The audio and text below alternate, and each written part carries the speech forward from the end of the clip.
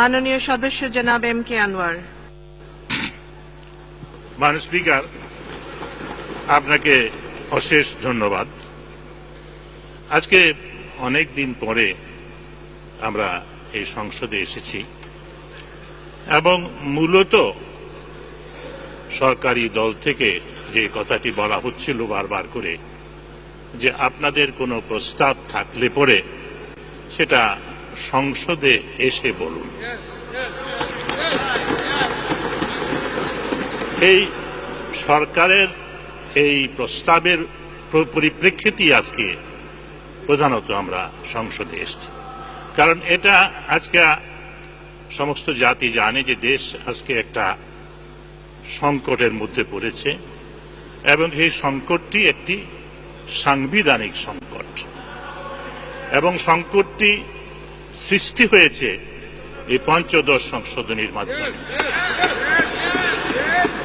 মাননীয় স্পিকার, এই সরকারের যে নির্বাচনী ইশতেহার তার মধ্যে সংবিধান সংশোধন করার কোনো পরিকল্পনা ছিল না, কোনো কথা ছিল না। পরবর্তীকালে যখন সংবিধান সংশোধনের জন্য কমিটি গঠন করা হলো, সেই কমিটি যখন মাননীয় প্রধানমন্ত্রীর সাথে সাক্ষাৎ করলেন 27শে এপ্রিল 2011 সালে, তখন এই কমিটির কাছে মাননীয় প্রধানমন্ত্রী বলেছিলেন যে তত্ত্বাবধায়ক সরকার ব্যবস্থা বহাল থাকবে, তবে তার মেয়াদ নির্দিষ্ট করে দেওয়া হবে।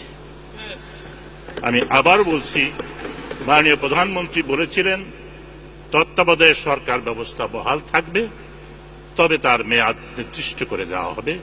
আমি মনে করি মেয়াদ নিশ্চিত করার ব্যাপারটা মাননীয় প্রধানমন্ত্রী বলেছিলেন, এটা অত্যন্ত যুক্তিসঙ্গত, কারণ এই একটা ফাঁক ফোকর নিয়েই এই তথাকথিত তত্ত্বাবধায়ক সরকার তাদের 90 দিনের জায়গায় 2 বছর সময় কাটিয়েছিল।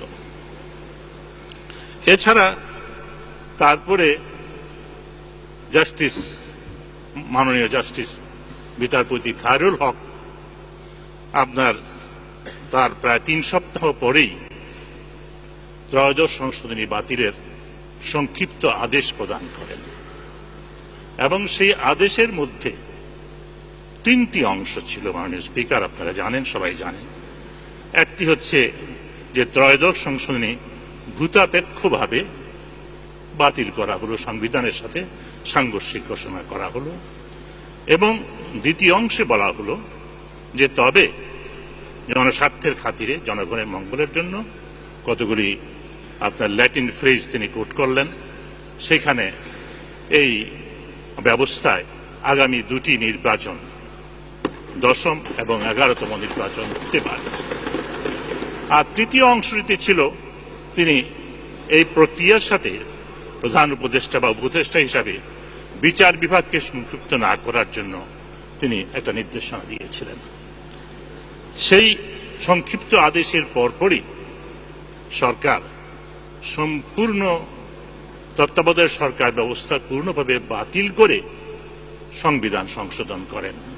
শুধু যে সংবিধান আপনার ত্রয়োদশ সংশোধনী বাতিল করলেন, তত্ত্বাবধায়ক সরকার ব্যবস্থাই বাতিল করলেন তা নয়, এর সাথে সংবিধানের আরো অনেকগুলো বিধান যোগ করা হলো বা বাতিল করা হলো, যার ফলে সংবিধানে যেখানে লেখা আছে জনগণই সকল ক্ষমতার উৎস, সেটা সম্পূর্ণভাবে বাতিল হয়ে গেল। তার কারণ আজকে সংবিধানের এমন একটি পরিস্থিতি, আমি বিনয়ের সাথে বলতে চাচ্ছি, মাননীয় প্রধানমন্ত্রী নিজে সহ 16 কোটি মানুষ ভোট দিলেও এই সংবিধানের 1/3 পরিবর্তন করা সম্ভব হবে না। এই হচ্ছে জনগণের অধিকার কিভাবে হরণ করা হয়েছে। এটা পৃথিবীর কোন সংবিধানে নাই। এই জনগণের ভোটের মাধ্যমে আপনার সংবিধান সংশোধন করতে পারবে না কোনোদিন, পৃথিবীর কোন সংবিধানে আছে বলে আমার জানা নাই অন্তত। মাননীয় স্পিকার, এইভাবে সংবিধান সংশোধন করার পরে এটি সংকট সৃষ্টি হয়েছে এবং সংকটের সমাধানের জন্য সবাই সচেষ্ট আমি মনে করি সরকারও সচেষ্ট, বিরোধী দল সচেষ্ট, জনগণ সচেষ্ট, এবং জনগণের মতামত এরই মধ্যে আর কারো অজানা নাই।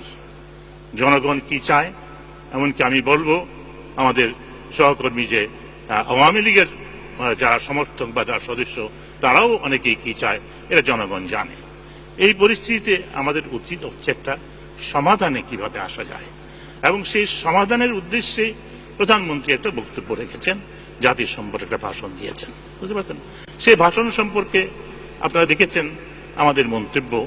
আমরা আজকে আমার বন্ধু, ঘনিষ্ঠ বন্ধু যেসব মন্তব্য করলেন আমাদের প্রস্তাব সম্পর্কে, আমরা এই জাতীয় কোনো মন্তব্য করি নাই।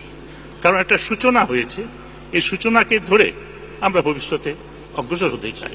এর পরবর্তীকালে বেগম জিয়া আমাদের নেত্রী, বিরোধী দলীয় নেত্রী, একটি প্রস্তাব দিয়েছেন, এবং সেই প্রস্তাবটি সম্পর্কে যা বলা হলো একটু আগে, সেখানে প্রথমত যে বিধি অনুযায়ী প্রস্তাবদের উপরে আলোচনা হবে। আমি সবিনয়ে বলতে চাই, এখানে যারা বলেছেন তারা আমার থেকে অনেক বেশি অভিজ্ঞ পার্লামেন্টারিয়ান, অনেক ভালো বক্তা, এ সম্পর্কে কোনো সন্দেহ নাই। রাজনৈতিক অভিজ্ঞতা আমার থেকে অনেক অনেক বেশি। কিন্তু পার্লামেন্টে বিতর্ক হয়, পার্লামেন্টকে বিতর্কের পরে ভোট হয়, পার্লামেন্টে আলোচনার কোনো জায়গা নাই। বাইরে আলোচনা করে ঠিক করে এসে পার্লামেন্টে এসে সেটা পাশ করা হয়। এই হচ্ছে সাধারণভাবে সমস্ত দেশে। আর তত্ত্বাবধায়ক সরকার ব্যবস্থা কোথাও আছে কি না আছে জানি না, তবে সরকার প্রধানমন্ত্রী রিজাইন করে কয়েকদিন আগে গ্রিসে নির্বাচন হয়েছে তত্ত্বাবধায়ক সরকারের অধীনে, ইটালিতে নির্বাচন হয়েছে তত্ত্বাবধায়ক সরকারের অধীনে, পাকিস্তানে নির্বাচন হয়েছে তত্ত্বাবধায়ক সরকারের অধীনে, পৃথিবীর অনেক জায়গায় হয়েছে। এটা স্বাভাবিক না, এটা স্বাভাবিক না আমি স্বীকার করি, কিন্তু বিশেষ পরিস্থিতিতে যখন দেশ একটা সংকটে পরিণত হয়, এটা সারা জীবনের জন্য ব্যবস্থা নয়, কিন্তু এরকম ব্যবস্থা বিভিন্ন দেশে গ্রহণ করা হয়েছে। তারপরে আপনার এই আজকে আমরা যদি একটা আনুষ্ঠানিক প্রস্তাব দেই কি হবে?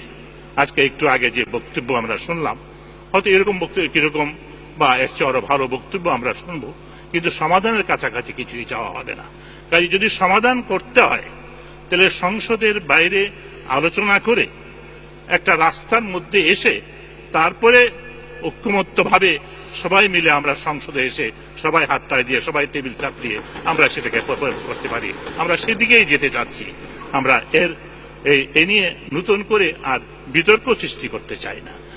এবার আসুন যে 20 জনের কথা যেটা বলা হয়েছে, আমাদের বিরোধী দলের নেত্রী বক্তব্যে 20 জনের কথা বলা হয়েছে, এটাকে এইভাবে না নিয়ে বলা যেতে পারে। একটা অংশ হচ্ছে 20 জনের মধ্যে থেকে নেওয়ার কথা বলা হয়েছে। এর পরবর্তী অংশ হচ্ছে যে মূল কথাটি হচ্ছে যে সরকার প্রধান যিনি হবেন তাকে প্রধান উপদেষ্টা বা যাই বলা হোক না কেন, তাকে ঐক্যমতের ভিত্তিতে করতে হবে। আমরা যদি ঐক্যমতের ভিত্তিতে সেই সরকার প্রধানের সমস্যাটা সমাধান করতে পারি, তাহলে বাকিটা কোনো সমস্যা না। আপনি এই 10 জন থেকে নেন বা অন্য কোনোখান থেকে নেন, অথবা যাকে সরকার প্রধান করা হলো তাকে দিয়ে দেন, তাতেও কোনো আপত্তি হবে না। কিন্তু আসল কথা হচ্ছে যে আমি বিভিন্ন অঙ্গভঙ্গি করা সিনিয়র মন্ত্রীদের পক্ষে উচিত না, এটা খারাপ। বিভিন্ন অঙ্গভঙ্গি, বিভিন্ন মুখ ফিসকানি, এটা আমরা অনেক দেখেছি, এগুলি ভালো নয়। আমি ভালো নয়। মাননীয় স্পিকার, আমি অনুরোধ করব, আমি জানি আপনার অঙ্গভঙ্গির উপরে কোনো হাত আপনার নাই, তবে আমি অনুরোধ করব শালীনতার খাতিরে, যখন আমার জীবনে আমি কোনদিন কারো বক্তৃতার সময় এই যে অঙ্গভঙ্গি করি নাই, কোনো কথা বলে নাই, কেউ যেন না করে, আমি অনুরোধ করব। মাননীয় স্পিকার, আমি আজকাল এই যে কথা বলছিলাম, যে মূল কথা হচ্ছে যে সরকার প্রধান কে হবেন, এটাই হচ্ছে মূল বিবেচ্য বিষয়। এই সরকার প্রধান সম্পর্কে যদি আমরা একমত হতে পারি, যেটা বেগম জিয়া বলেছেন যে ওটা ঐক্যমতের ভিত্তিতে হতে হবে, স্বাভাবিকভাবেই সরকার বিরোধী দল একমত হয়ে সেই প্রচেষ্টার মধ্যে যদি আমরা একমত হতে পারি, তাহলে আমার বিশ্বাস এবং ধারণা যে বাকি উপদেশটা কিভাবে করবেন, ওই 20 জনের থেকে নেবেন না এই 20 জনের থেকে কিছু নেবেন, বাইরের থেকে কিছু নেবেন প্রয়োজন বোধে, এটা কোনো সমস্যা দাঁড়াবে বলে আমার মনে হয় না। তো আসুন, আমি মনে করি যে এই জাতীয় প্রস্তাব মাননীয় প্রধানমন্ত্রী যে প্রস্তাব দিয়েছেন তার প্রস্তাব 96 সালে অনেক আলোচনা হয়েছিল। স্যার নিনিয়ানের প্রস্তাব আপনাদের মনে আছে, 5-5-10-1-1, এক সময় 6-5ও চিন্তা করা হয়েছিল যে সরকারের 5 জন থাকবে, বিরোধী দলের 6 জন থাকবে, এই যে চিন্তা করা হয়েছিল, কিন্তু সেটাও গ্রহণযোগ্য হয় নাই। হয়তো আস্থার সংকট ছিল এবং সেই আস্থার সংকট আজও রয়ে গেছে। আমি সকলের প্রতি, বিশেষ করে আজকে মাননীয় প্রধানমন্ত্রী এখানে উপস্থিত আছেন, মাননীয় প্রধানমন্ত্রীর প্রতি আমার অত্যন্ত সনির্বন্ধ অনুরোধ থাকবে যে তিনি এই যে জাতীয় সংকটে দেশ পড়েছে, এই সংকট থেকে জাতীয় উত্তরণের জন্য তিনি, জনগণ কি চায় এটা তার চেয়ে ভালো করে কেউ জানে না, সেই জনগণের চাহিদা মোতাবেক দেশের জনমঙ্গলের জন্য তিনি সেই পদক্ষেপ গ্রহণ করবেন এবং সেই যাতে করে আমরা সবাই মিলে একসাথে নির্বাচন করতে পারি। আর তা না হলে পরে একদলীয় বা এককভাবে নির্বাচন করে দেশে শান্তি আসবে না, দেশের অর্থনীতি ব্যাহত হবে এবং আমরা যে উন্নয়নের ধারা যে আমরা শুরু করেছিলাম সেই ধারা ব্যাহত হবে সবার জন্যই, যার ফলে আজকে আমাদের দেশে অন্তত 30 জন লোক না খেয়ে ঘুমাতে যায়। সেই পরিস্থিতিতে আজকে আমরা এই সংসদে দাঁড়িয়ে কথা বলছি। কাজেই এই যাতে এগুলোর মধ্যে আমরা হাত দিতে পারি, চলুন আমরা সবাই ঐক্যবদ্ধভাবে এই সমস্যাটার সমাধান করার চেষ্টা করি। পরস্পরের উপরে দোষ না দিয়ে কিভাবে এই সংকটকে উত্তরণ করতে পারি সেটি আমি চাই এবং সেই জন্য আমি আপনাদেরকে অনুরোধ জানিয়ে, বিশেষ করে প্রধানমন্ত্রীকে অনুরোধ জানিয়ে আমার বক্তব্য শেষ করে আপনাদের সবাইকে ধন্যবাদ।